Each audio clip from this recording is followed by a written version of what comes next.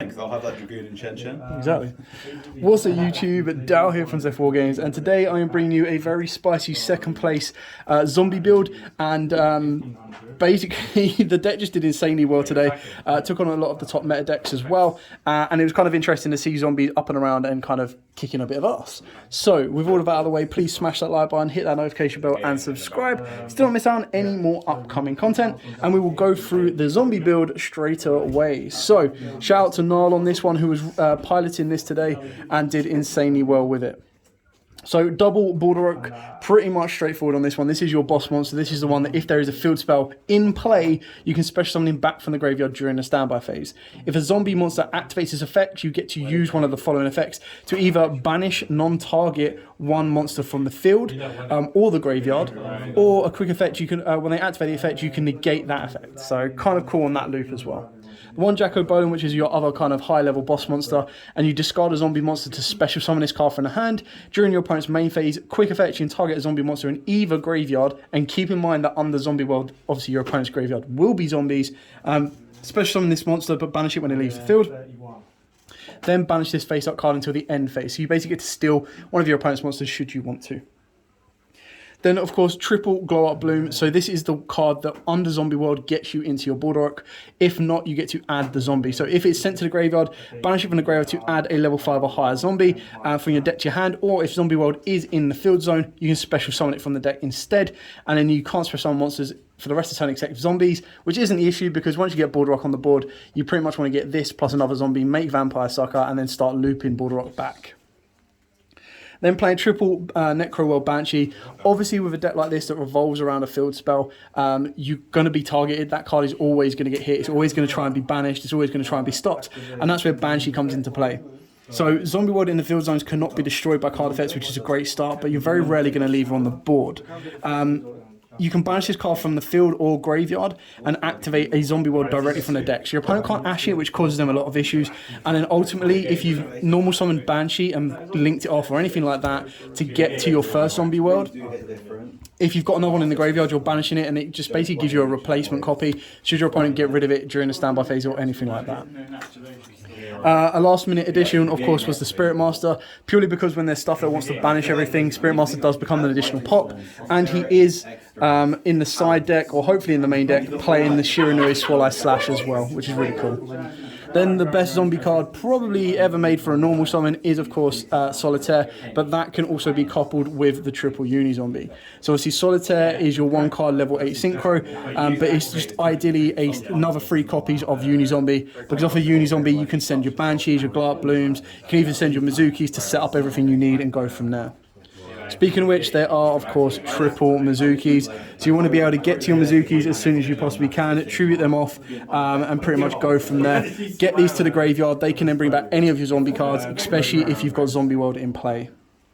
His brother of Gozuki as well is another one of your normal summons. Your main normal summons you want to be Shiranui, Uni-Zombie, or maybe Gozuki at the worst, purely because this gets you to send a zombie type. So again, your Foolish and Berry, your Banshee, Doom King, Glart Bloom, anything like that.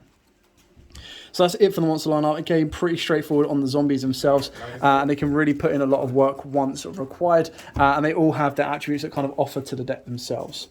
Moving on to, of course, the spells. Triple Zombie World is, like I said, it revolves around the field spell so badly. Now, you don't need you could arguably take one of these out for a terraforming, but like I said with Banshee, because this card is going to get targeted so much, you're going to want to be able to banish the Banshee to always constantly have access to Zombie World. Your deck is so reliant on that particular card that maxing out a 3 is not really the end of the world. Sometimes you will open up 2 of them, which sucks, but if you don't, you're still good to roll, and it pretty much runs the entire deck for you. Triple Super Poly, like making all your opponent's zombies, you have instant access to the Necro World, and that was obviously going to be able to give you an insane, or Necro Soul, give you an insane boss monster that's able to produce tokens, and yes, it can't destroy stuff by battle, but it's still a 3k beater that can either attack directly or, of course, destroy one of your higher level or higher attack monsters your opponent controls. Then for the one-offs, one called a grave, pretty straightforward and simple on that one. You hate being ashed on your solitaire because it does tribute as cost. 1 for 1 to get you to glow up bloom, but also put one of your zombies from your hand into the grave. If it's a Mizuki, additional bonus. Instant fusion, Monster Reborn, Foolish Burial. So Mizuki or glow up bloom or Banshee, and then Monster Reborn is just technically a 4th version of Mizuki, constantly being able to bring back materials, anything you need. And instant fusion can give you access into a zombie, but it can also give you access into what Nar is playing of Sea Monster Theseus, which can lead into a Halley Firebrax should you want to, because keep in mind as well, I believe it is Glow Up Bloom, is a tuner. So being able to bring Glow Up Bloom off of Halley Firebrax, and so is Unizombie as well, but more so bringing the Glow Up Bloom off of Halley Firebrax. If you then link off, or if you've got Zombie World in play, you can use Halley Firebrax plus the Glow Up Bloom to go into Vampire Sucker, and then you've got the Glow Up Bloom in the graveyard already to trigger to bring you out your Border Oak, and you get to go further from there. And there's also Vendred's Savior, which is another boss monster with a Foolish Burial built in as well. Moving on to the traps, this is where it gets pretty cool in the sense as well. So we've got the one Swallow Slash. I really like seeing zombie decks play this card. It's so cool because it technically turns out into a pop 3 or a recursion should you decide to banish your Solitaire. But the idea is you tribute a zombie monster, so again can be your Border Rock because you know it's going to come back, or after Border Rock uses effects, stuff like that. So then target 2 cards on the field, destroy them, and then you get to banish a Shiranui, and then the Shiranui lets you destroy a face-up card. Triple Rivalry, because locking your opponent under Zombie World Rivalry is a pain in the arse, especially if this deck, I was so glad I didn't face this deck today because I was playing insects and all of my cards are like, yeah, it needs 2 insects. So as soon as I was like, okay, cool, if all my stuff was turned to zombies, I wouldn't be able to access my extra deck because all of my monsters say locked into insects, and you're like, yep, cool. And then another little spicy one that he plays is Triple Dark Sacrifice. So when your opponent activates a card or effect that would destroy a card or cards on the field, negate the effect and send a level 3 or lower Dark from your deck. So if your opponent would try to destroy Zombie World, you trigger this, protect it, and then you get to send a Glow Up Bloom, and the Glow Up Bloom will give you into Border Rock, or of course it can get you into a Jacko Bolan. So it does give you all of those options to go around, and if you've got a Mizuki in the graveyard but no Unizombie, it does give you instant access to a Unizombie as well. Moving on to the extra deck, of course, rocking the 2 Vampire Sucker. Now, again, they mentioned this to me before I started the profile, because I completely oblivious to it as well, but if you would tribute a monster for a tribute summon, you can tribute a zombie monster or monsters your opponent controls even though you do not control them. So literally under Zombie World, you can tribute your opponent's stuff to bring out your own Border Rock if you've opened it up, which again I completely forgot about, and it's nuts.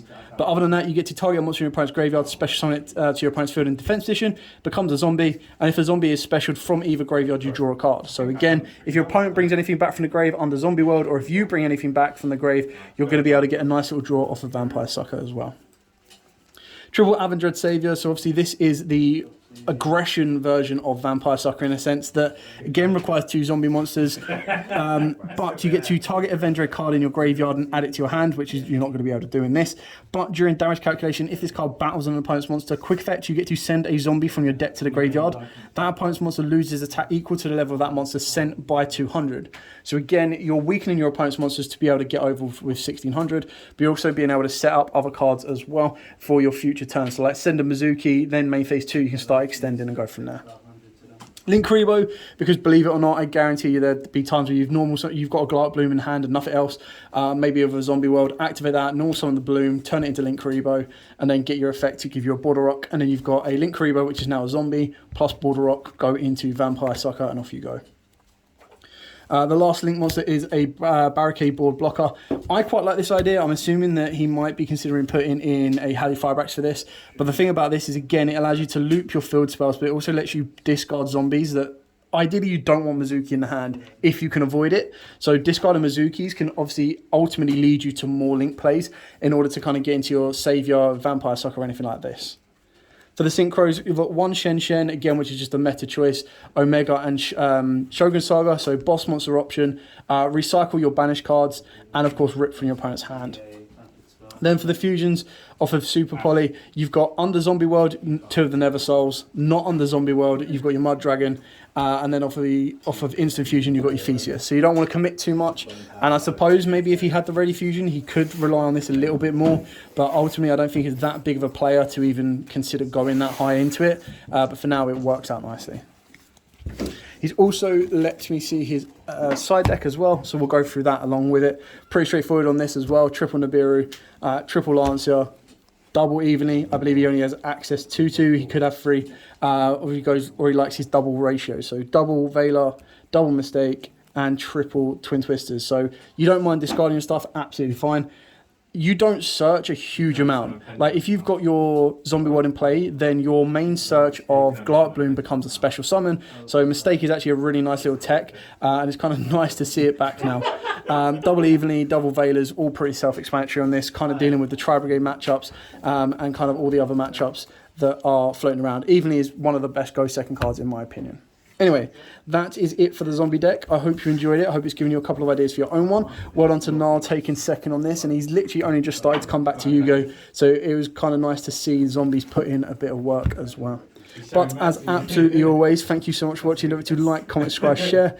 Till next time, guys, stay safe, and of course, happy dueling.